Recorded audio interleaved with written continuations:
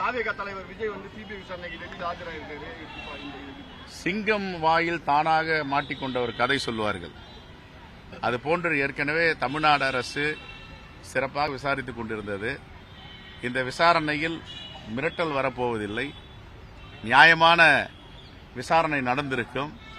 ஆனால் சிபிஐ விசாரணை என்ற பெயரில் பாஜக தன்னுடைய கட்டுப்பாட்டில் எடுத்துக்கொண்டு அனைவரையும் துன்புறுத்தி இப்பொழுது தாவேகாவின் தலைவரையும் சென்னையிலிருந்து டெல்லி அழைத்திருக்கிறார்கள்.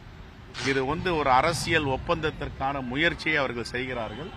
ஆனால் ஒருபோதும் பாஜகவுடைய முயற்சி வெற்றி பெறாது என்பதுதான் யதார்த்தமான உண்மை. எல்லோரையும் அச்சுறுத்த வேண்டும். தன்னுடைய அரசியல் ஒப்பந்தத்திற்கு வந்தால் பொலிட்டிக்கல் அக்ரிமெண்ட் எல்லாமே காணாமல் போய்விடும். எதை வேண்டுமானால் திரும்ப பெறுவார்கள்.